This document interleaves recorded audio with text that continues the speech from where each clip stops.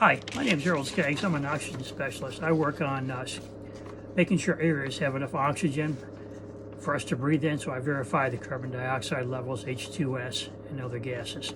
And I'm here to show you what the levels are underneath these masks. I've been doing this for almost a year now, and people are still wearing these masks, and I don't understand why. So the only way it's going to stop is we need to communicate more and do oxygen testing. I want oxygen testing required at every school, and education for oxygen testing at every school. It only takes 20 minutes. They can learn the levels they need to have. They do this test to see what oxygen they're breathing under their mask. It's a simple hose system that we use at work, and I've used it for 20 years. Now let's just see exactly what we've got here. Now this is my certificate, oxygen testing, okay, over 20 years, certified. All right. Dr. Fauci doesn't have one of those. He's never worked on an oxygen. This is a G999 GFG tester, all right? Now, I've used these for years. This is an updated model. It's got the pump built right into it. It's kind of nice. But anyway, let's move on now, okay? Now, I got to explain to everybody what oxygen is, because obviously people don't understand. We are not breathing in 100% oxygen. Not happening. The Earth's atmosphere is made up of 78% nitrogen and 21% oxygen, okay? And we have to breathe. There's certain institutions, 3 of them, that have set standards. 19.5 to 21% is the level we need to breathe healthy oxygen for an adult going into a workspace, okay? If we can't reach those figures, we don't go in there. We change the oxygen level in that area. We bring in pumps, bring in air, we do something different. We don't go in there and work with anything above or below that average, okay? So who's in charge of that? Those standards? Well, OSHA has been around since 1970 as an act of Congress. Now they set the standards, some of these standards, for our oxygen testing for the workplace. And school is a workplace, okay? So these are the standards set by OSHA. So it's very important to understand. It's Occupational Safety and Health Administration, okay? OSHA. All right, so there's that certificate right there, okay? All right, now, there's also another institute called the National Institute for Occupational Safety and Health, okay? Abbreviation NIOSH. Very important. They also set the rules, okay? Now there's another organization called ACGIH. Also, you'll find them on the records. They set the rules, okay? And here's the paperwork on that. Okay? So, those are the people who set the rules, all right? So what standards do they set for me to breathe in a confined space? Okay? So, this is what we have. Humans must breathe oxygen to survive, to begin to suffer adverse health effects when oxygen levels of their breathing air drops between 19.5% oxygen. Below 19.5%, air is considered oxygen deficient. Okay, and here we go. That's from the state gov. I think you guys can all see that. All right, so I'm doing this so the fact checkers have something to do.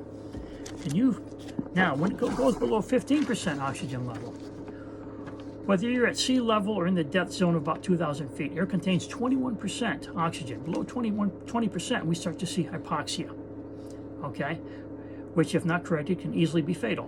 Below 15%, we're seeing acute hypoxia, and some is really risking serious injury or death, okay? So, there's that. All right? So, there we go for that. So that kind of gets through the fact checkers, okay? So we know where we're at. All right, now, who sets now we're talking about, now we're gonna go right on to H2S. This is something I have to test too. Our bodies produce H2S also. And these are the workplace limits for that, okay? You can see them all on there.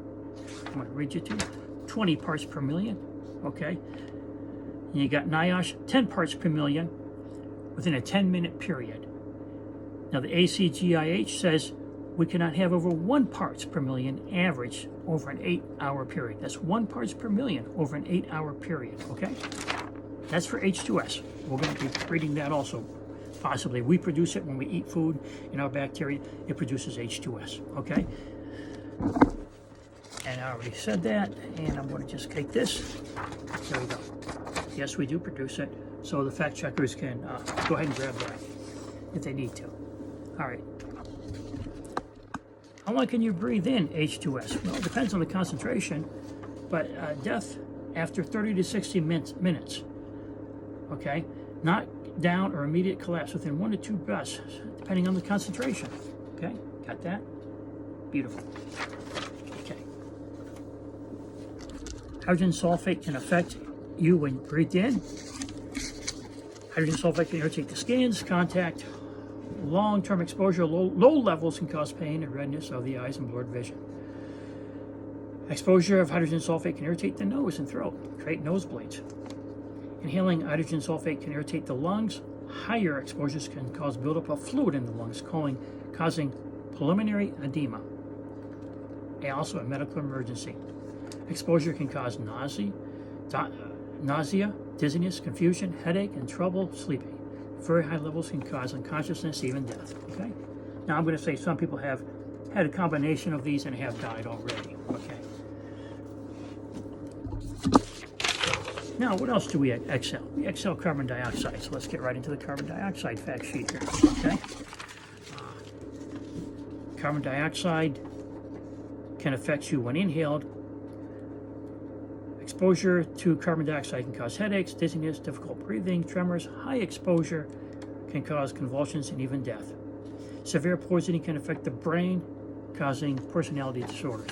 Okay, there you go. Fact checker.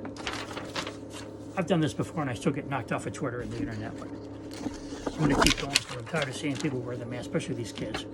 Okay, workplace exposure for carbon dioxide. Okay, OSHA says the legal airborne limit, PAL, is 5,000 parts per million, averaged over an 8-hour work shift. NIOSH, it's 5,000 parts per million, averaged over a 10-hour work shift. And ACGIH says the threshold is 5,000 parts per million, averaged in over an 8-hour work shift. Okay, right there you go. Got it. What happens when you breathe carbon dioxide? A higher concentration can displace oxygen.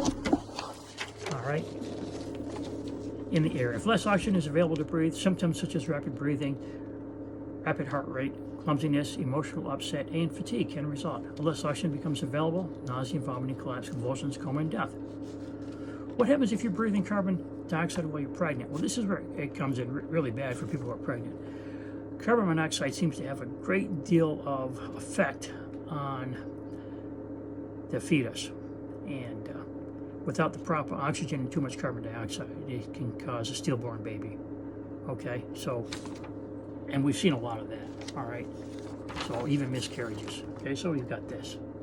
All right, there you go.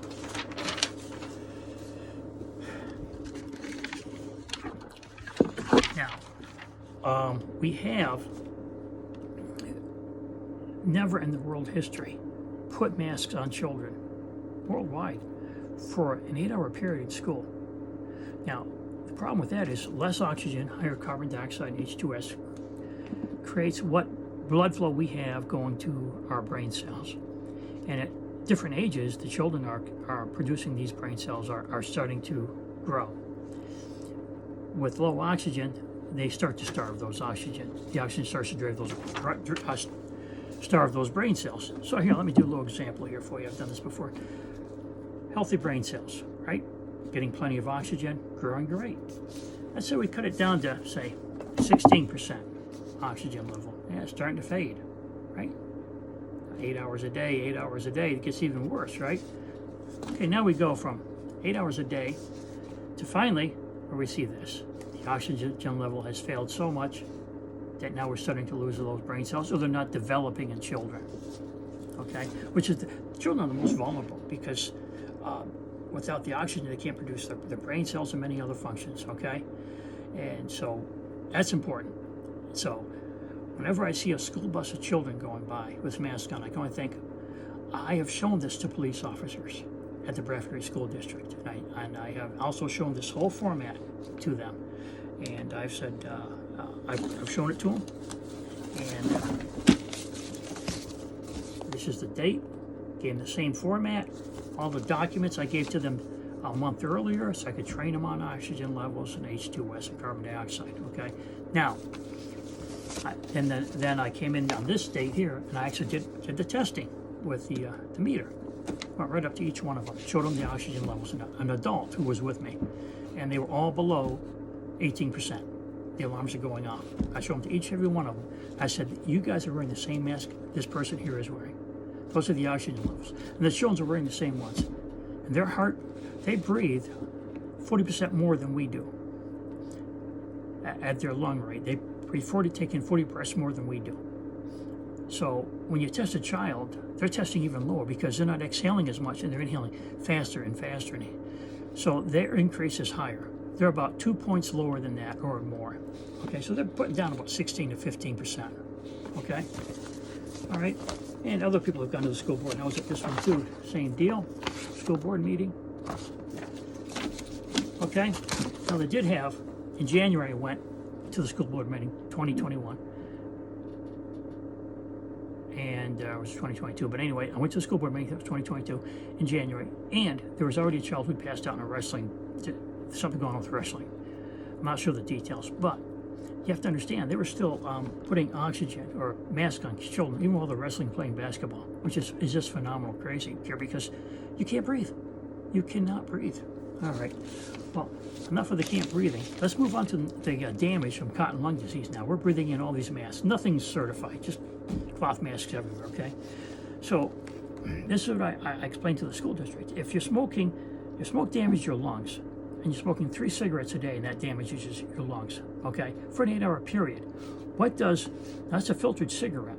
What does breathing with a cloth mask on all day do? Well, there's something called cotton lung disease, or basically it's a fiber disease, okay? So now we are inhaling these fibers all day. We must be smoking. The kids, they can't smoke cigarettes, but yet here they are with a mask on for 8 hours a day. Are you kidding me? Okay, now they had this whole brochure. I gave it to them. I thought, okay, this will be it. They'll be done. They'll do away with the mask. Each time I went, they still wore the mask. Even when I took the sensor right up to them, said, this is what they're breathing. You have all the data. You had all this data, right? All this data.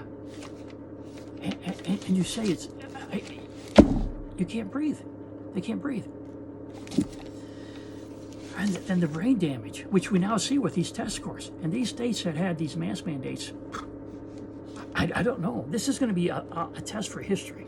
This will be the first time children have ever been suffocated to a level where they changed their oxygen levels to 16% parts per million on a daily basis for 8 hours a day. Okay? And some of these school bus rides, that's why I say it's 8 hours a day. Because an hour or two to get home. Are you kidding me? All right. I did test in a senior citizen home. 17.9% oxygen level, okay? 17.9. 1.1 H2S, and I think it was like 2 parts per million carbon dioxide, okay? In a nursing home. Nursing home people cannot remove their masks. Some of them cannot. So if you look at the death rate on the nursing homes, when they installed the death rate, or the mask mandate, the death rate jumped in New York State when they put masks in all the senior citizens. Those with the weakest lungs will be the first to die. Huh. What do you know? They were the first to die. Those that didn't, well, then they simply died slowly later on. All right, now we're going to do some more cotton lung disease. Here we go. Okay, now, I want to go a little bit further now. Besides doing this, death by mask mandate, I also put out there, okay? Death by mask mandate.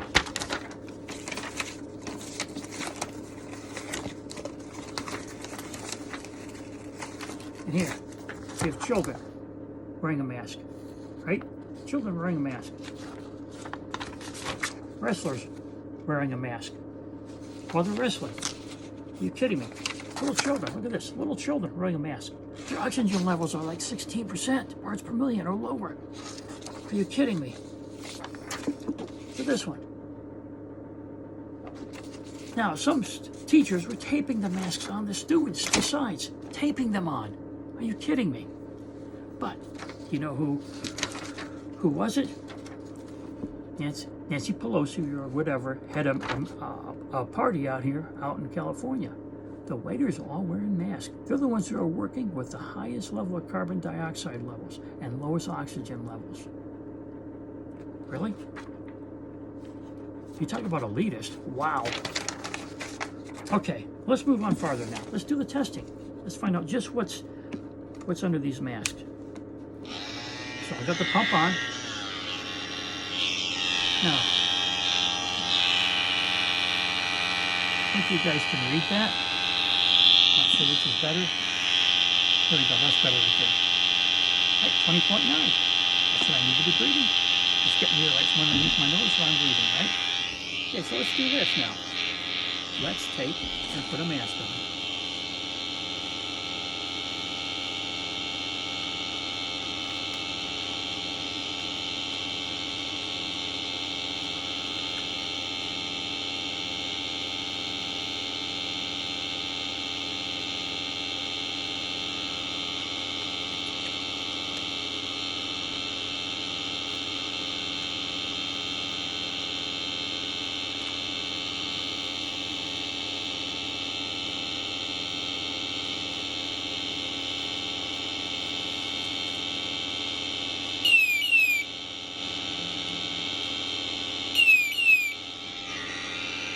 Okay, what do we got here?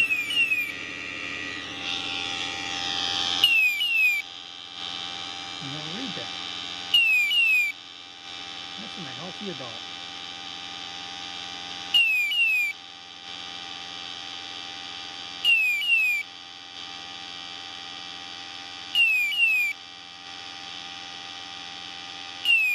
Okay, now, let's do this. We saw some of these teachers that were putting their masks on. Okay, these kids, they're taping them on. Let's see what happens with that, right? Teachers are actually doing this. They're taping the mask onto the kids.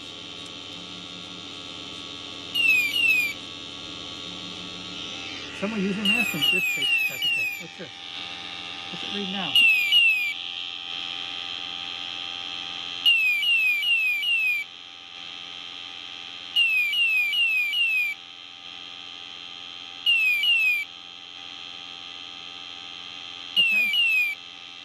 Some even put 2 layers on.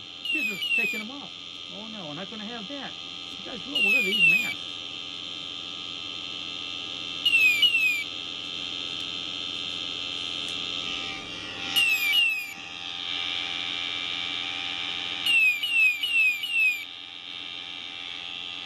So, now you know. Now, these other numbers will come up depending on what I eat, whatever it is. That's where we're at. I want to do these tests in every school. Just every school, educate people, 25 minutes, one day. Do the oxygen level testing and say, you cannot wear a mask unless your oxygen levels follow the OSHA standards. Period. Now, I do wear a mask, but they're compartmentalized. In other words, the nose is separate from the mouth. I'm training how to breathe in those masks. I'm going to stop this pump. Now we'll just take the outside air around me and slowly go down. Now that's going to go off for a few minutes, for a few moments anyway, because it's in the system, it's in my blood. So it's going to run. All right.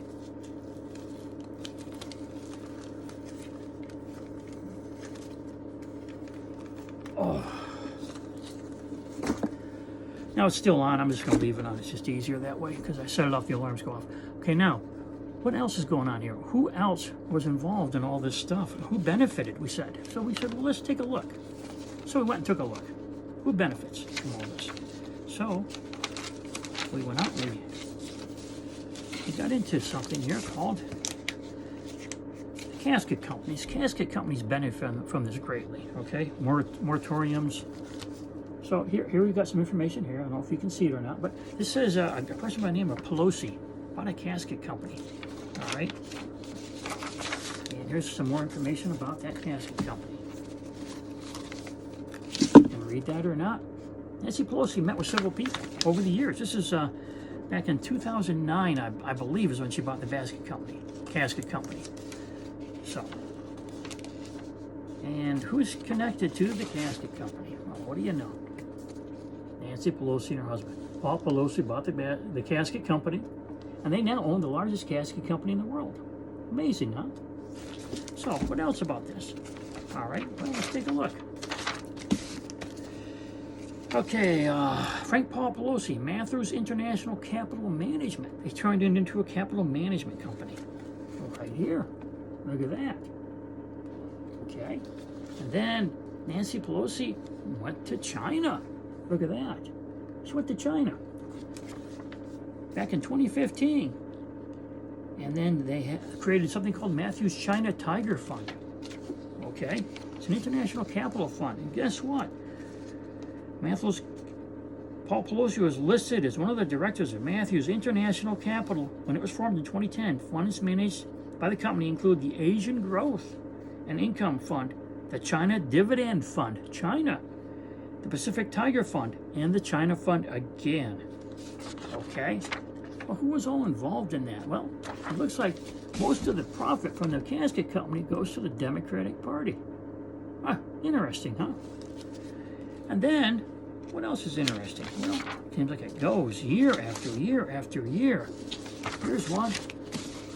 Matthews Asia. Some more. Nancy Pelosi. Paul Pelosi, all connected.